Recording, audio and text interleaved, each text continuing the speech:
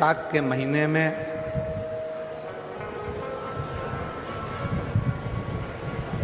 शिव सप्त तीर्थ का बड़ा महत्व है।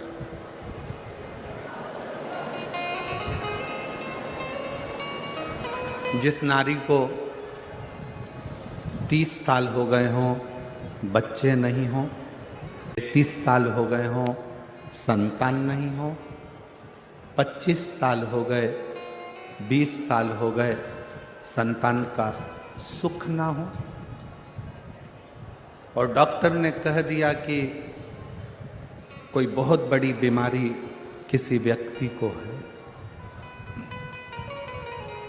रोग बड़ा है, बीमारी बड़ी है,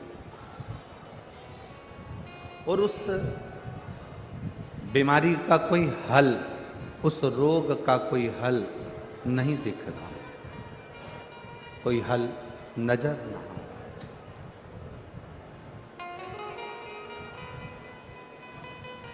कोई हल दिख ना रहा। तो बैसाख महीने में शिव सप्त तीर्थ का एक अनुष्ठान अपने जीवन में जरूर करें। मट्टी के पात्र में जल भरना और मट्टी के पात्र में जल भरकर प्रतिदिन रोज 7 दिन का ये नियम होता है सप्ततीर्थ का। सप्ततीर्थ बस बैसाख के महीने में जब आप सप्ततीर्थ का अनुष्ठान करें, 1 घड़ा जल का रोज भरें प्रतिदिन, और 1 बेलपत्र, 1 शमी पत्र उस घड़े के नजदीक में कोई पात्र में अवश्य रखें। पात्र को, जो जल का घड़ा है, जल का पात्र है, उसको मट्टी के ही दीप से या कोई श्वेत वस्त्र जिसको मला गया हो, धोया गया हो, साफ हो, उस वस्त्र से ढक दें। एक दिन एक शिवालय में जाएं, शमी पत्र अशोक सुंदरी वाली जगह पर समर्पित करें। अशोक सुंदरी की जगह जानते हो ना आप लोग? अशोक सुंदरी की जगह पर शमी पत्र समर्पित करें। बेलपत्र जहां आप खड़े हैं उधर से डंडी का भाग आपकी ओर हो, और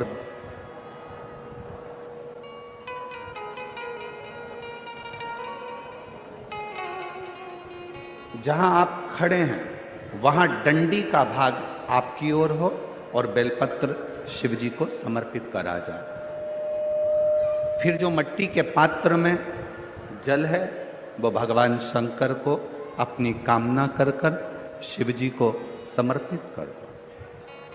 संतान के लिए कर रहे हो तो वहीं से जल को एक कटोरी में, एक पात्र में झेल लीजिए। उस जल का आधा भाग नंदी के पास बैठकर आप ग्रहण कर लो, आधा भाग अपने पति को देना प्रारंभ कर दो। कोई रोग के लिए कर रहे हो, किसी बीमारी के लिए कर रहे हो, तो वो जल आप अपने घर की देहली में प्रवेश करने के पहले अपने मुख में उसको ग्रहण कर लो। एक दिन में एक शिवालय, दूसरे दिन दूसरा शिवालय, तीसरे दिन तीसरा शिवालय। अगर अपने नगर में, अपने गांव में, अपने क्षेत्र में 7 शंकर के मंदिर नहीं हो, यदि अपने गांव में, अपने नगर में, अपने क्षेत्र में 7 शंकर के शिवालय नहीं हो, तो मिट्टी का शिवलिंग बनाकर उस पे चढ़ाओ, पर रोज एक शिवालय अलग होना चाहिए। प्रतिदिन प्रदोष के दिन जब आप इस सप्ततीर्थ का विराम करेंगे, उस समय पर जल, जब प्रदोष काल आए, प्रदोष काल का जब समय हो जल चढ़ाओ सुबेरे, पर प्रदोष काल का जब समय हो उस जल का पान उस प्रदोष काल में कर लेना। प्रदोष को जो प्रदोष काल में उस जल को शंकर का पंचाक्षर मंत्र नमः शिवाय, षडाक्षर मंत्र ओम नमः शिवाय या श्री शिवाय नमस्तुभ्यम बोलकर प्रदोष काल में उस जल का पान करें। बाबा को प्रार्थना करें, शिव से विनय करें। ये नियम केवल बैसाख के महीने में होता है, इसको बाकी के महीने में नहीं किया जाता है। इसको बाकी के महीने में नहीं करते, केवल बैसाख। तो बैसाख महीने में शिव सप्त तीर्थ का एक अनुष्ठान अपने जीवन में जरूर करें। मट्टी के पात्र में जल भरना और मट्टी के पात्र में जल भरकर प्रतिदिन रोज 7 दिन का ये नियम होता है सप्ततीर्थ का। सप्ततीर्थ बस विराम जो है उसका प्रदोष के दिन होना चाहिए। और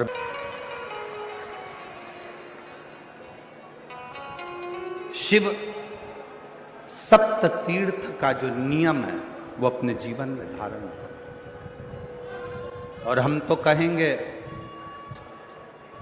शिव महापुराण की कथा श्रवण करने वाले प्रत्येक बेटा बेटी से, शिव महापुराण की कथा सुनने वाले प्रत्येक शिव भक्त से हम तो कहेंगे कि शरीर में कोई रोग नहीं भी है, संतान की प्राप्ति नहीं भी चाहिए, उच्च शिक्षा के लिए आप कर रहे हैं, अपने जीवन की खुशहाली के लिए कर रहे हैं, तो शिव का सप्त तीर्थ अनुष्ठान अवश्य करें, अवश्य करें और अपने जीवन को सार्थक करें। धन्यवाद।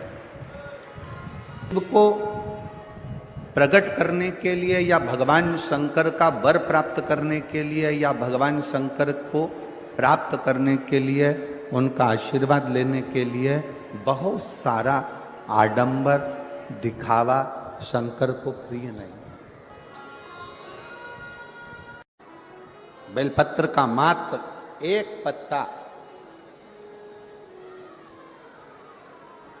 अगर भगवान शंकर का पंचाक्षर मंत्र नमः शिवाय, षडाक्षर मंत्र ओम नमः शिवाय, श्री शिवाय नमस्तुभ्यम कहकर मात्र एक पत्ता आप अगर शंकर के शिवलिंग को चढ़ाते हो तो वो 1.25 करोड़ पत्र के बराबर अपने आप हो जाता है। अपने शिवलिंग के बराबर 1.25 करोड़ शिव बेलपत्र के बराबर एक पत्र हो जाता, एक पत्र।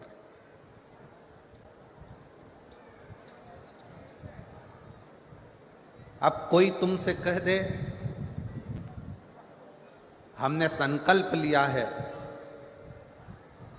1.25 लाख शंकर भगवान को शिवलिंग पर बेलपत्र चढ़ाऊंगा, ना, इतने बेलपत्र का संकल्प तब लेना जब तुमने इतने बेलपत्र के वृक्ष लगाए।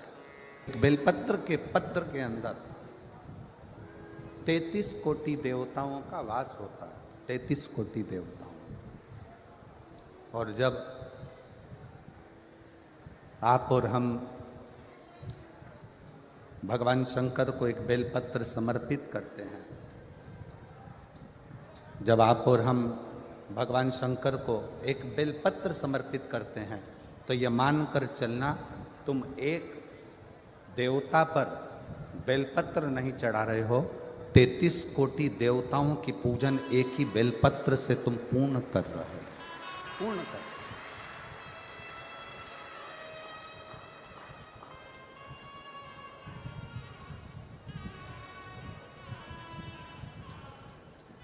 सारे देवताओं की पूजन, सारे देवताओं की आराधना, सारे देवताओं की अर्चना तुम एक बेलपत्र से पूर्ण कर ले रहे हो, एक बेलपत्र। अपने दुख को, अपनी तकलीफ को, अपने कष्ट को किसी दूसरे के दरवाजे पर जाकर कभी मत करो, कभी मत।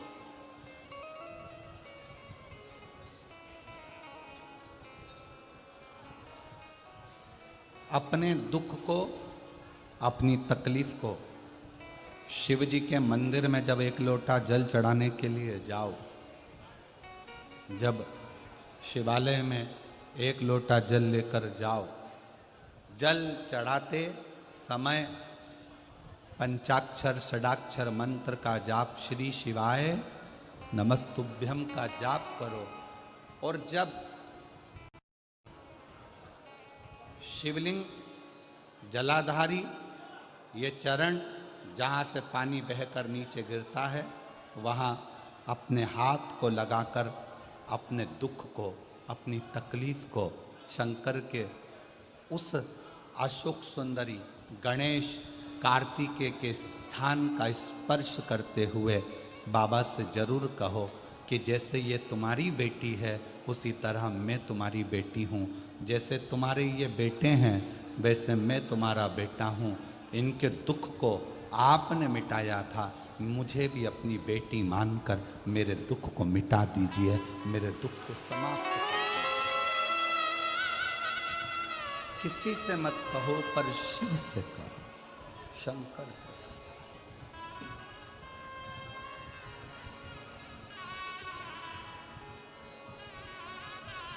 जब आप चरण पकड़कर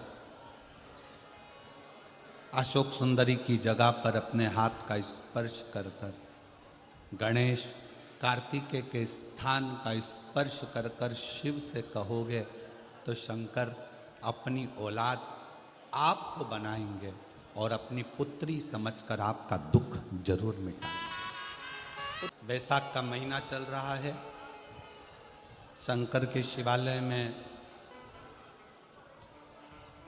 जाओ। शिव के शिवालय में 3 स्थानों का स्पर्श अवश्य जरूर।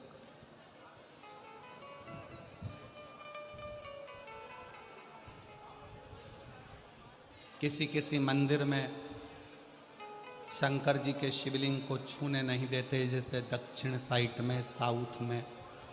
तो अपने ही घर में जो शिवलिंग है उसके 3 स्थानों का स्पर्श अवश्य करो। समझिए,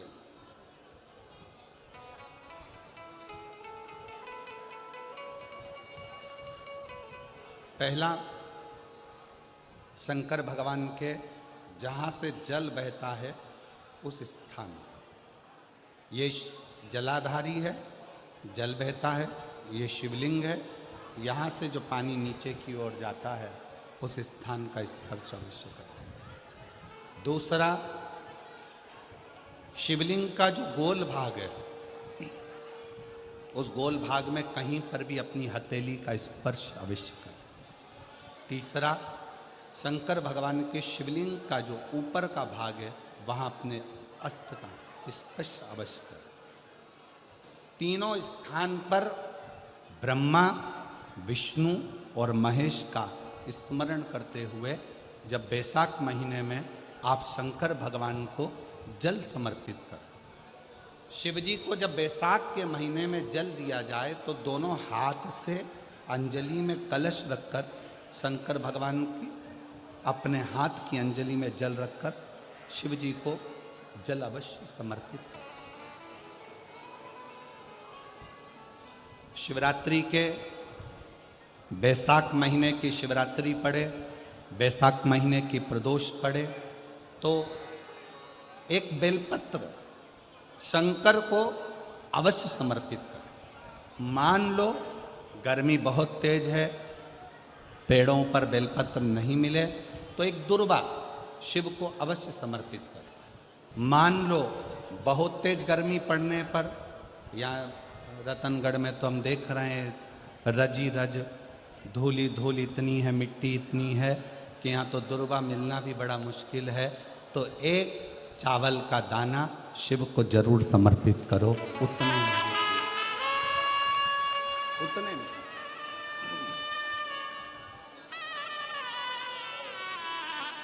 और बैसाख महीने में सबसे ज्यादा जरूरी है, जो सबसे ज्यादा जरूरी है बैसाख महीने में, वो जलाशय अर्थात अपने घर के नज़दीक में कोई पानी का स्थान हो, जलाशय हो, वहाँ का जल शिव को समर्पित करना, या शिव के नंदी के पास में। और हम तो कहेंगे शंकर का नंदी केवल मंदिर में मत देखो, आपके घर के आसपास में हमारे मारवाड़ की पहले की रीति रही है। राजस्थान में बहुत सालों पहले, जब लगभग 19 से 20 साल पहले हम फलोदी में आए थे, 20 साल पहले, और 20 साल पहले जब हम फलोदी में आए थे राजस्थान में, तो हमने उस फलोदी राजस्थान में देखा था कि प्रत्येक घर के बाहर पत्थर का एक छोटा सा कुंडा जैसा होता। दो चीजें हमने फलोदी राजस्थान में प्रत्येक घर के बाहर 20 साल पहले देखी थी। एक इतना बड़ा कुंडा पत्थर का जिसमें लोग भोजन रख देते हैं, और एक बड़ा सारा कुंडा जिसमें लोग पानी भर देते हैं, जिससे चिड़िया, पशु। शिव जी को तो जल समर्पित करो,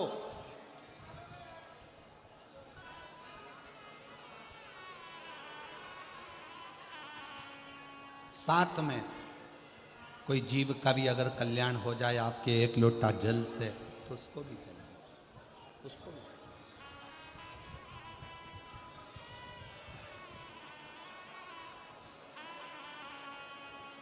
शंकर भगवान ओघड़दानी शिव, जिनका चढ़ा हुआ जल केवल मात्र स्पर्श, आचमन, दर्शन आपका और हमारा कल्याण कर देता। उत्तर प्रदेश में एक व्रती ब्राह्मण रहता था। वो व्रती ब्राह्मण साधारण नहीं था, उसका व्रत बड़ा प्रबल था। व्रत का मतलब ये नहीं होता कि आप भूखे रहो।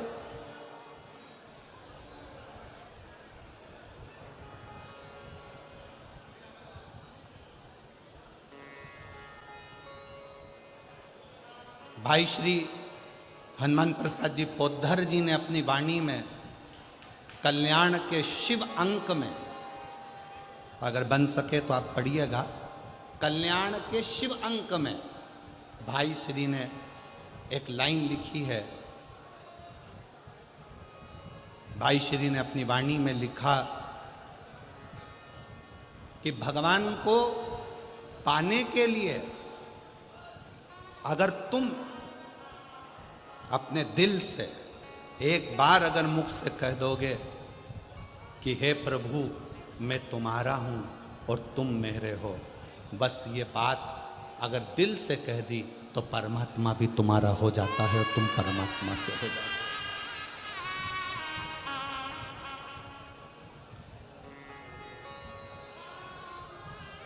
हो। जरूरी नहीं कि उपास करोगे तो भूखे रहना पड़ेगा। व्रती का मतलब क्या होता है? व्रती का मतलब क्या है? एक सिंहपुर प्रदेश में एक व्रती ब्राह्मण रहता था। व्रती ब्राह्मण का मतलब यह है कि वो कुछ खाए पीने से या उपास रखने से, साबूदाना खाने से, मोरधन खाने से, चिप्स खाने से, वेपर्स खाने से, पपीता खाने से, सेवफल या केला खाने से व्रत नहीं होता। व्रत का मतलब है कि तुमने एक नियम बना लिया कि मैं रोज अपने घर से एक लोटा जल लेकर शंकर के मंदिर जाऊंगी, या आपने कोई नियम बना लिया कि मैं 15 मिनट शंकर का भजन करूंगी, या नियम बना लिया राम नाम, कृष्ण नाम, शिव नाम जपूंगी, ये तुम्हारा व्रत हो गया। तुम व्रती हो गए। ये व्रत तुमने धारण कर लिया।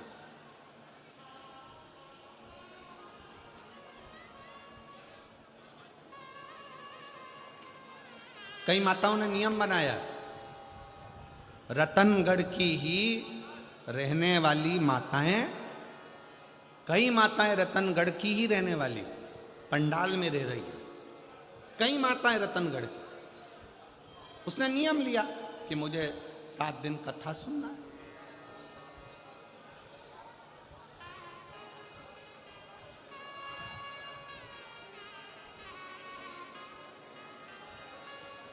उसका नियम था, व्रती है। व्रत करने का मतलब यह नहीं है कि तुमने उपवास करा, कुछ खाया पीना छोड़ दिया, कुछ खाना पीना छोड़ दिया तो भगवान तुमसे प्रसन्न हो जाएगा। शिव महापुराण की कथा कहती है, शंकर भगवान की कथा कहती है, यहाँ शिव पुराण कहती है कि आपका एक व्रत, कुछ भी अपनी जिंदगी में एक संकल्प, एक नियम ले लो, शिव पूरा कर देगा। व्रती हो गया। एक ब्राह्मण रहता था, बड़ा व्रती था,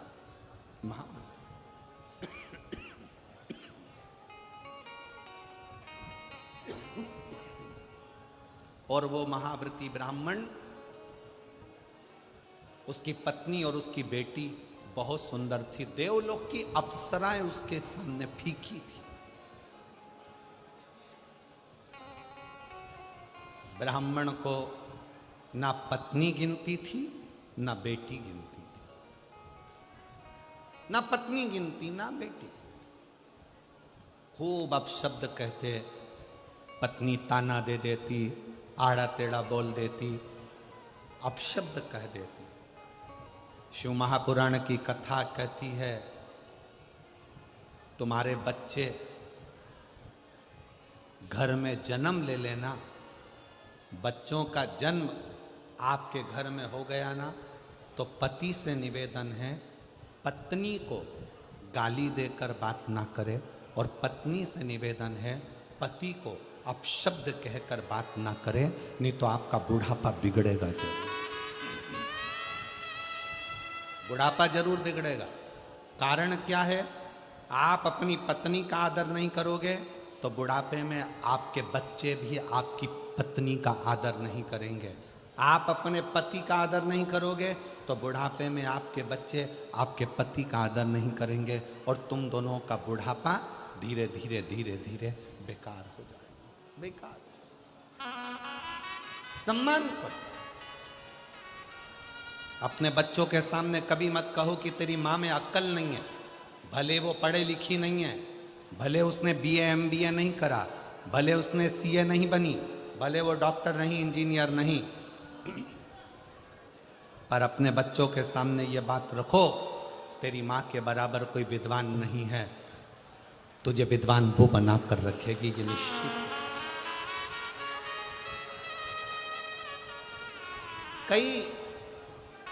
कई माता पिता अपने बच्चों के सामने अपने को ऊंचा दिखाने के चक्कर में अपने पिता को अपशब्द कर, तेरे बाप में तो अकल नहीं है, रत्ती भर की अकल नहीं है, बच्चों के लिए कमाते बन नहीं रहा, यहां वहां घूमता रहता है, तेरा बाप तो पगला है। इस तरह के शब्द जब हम अपने बच्चों के सामने कहते हैं तो बच्चों की दृष्टि में पिता का मान घटते जाता है। कई पिता अपनी पत्नी के लिए कह देते हैं, तेरी माँ में अक्ल नहीं है, गंवार है, इसका पूरा खानदान बेकार है, पढ़े लिखे तो है नहीं, पूरे ढोर हैं, अक्ल नहीं है। हम अपने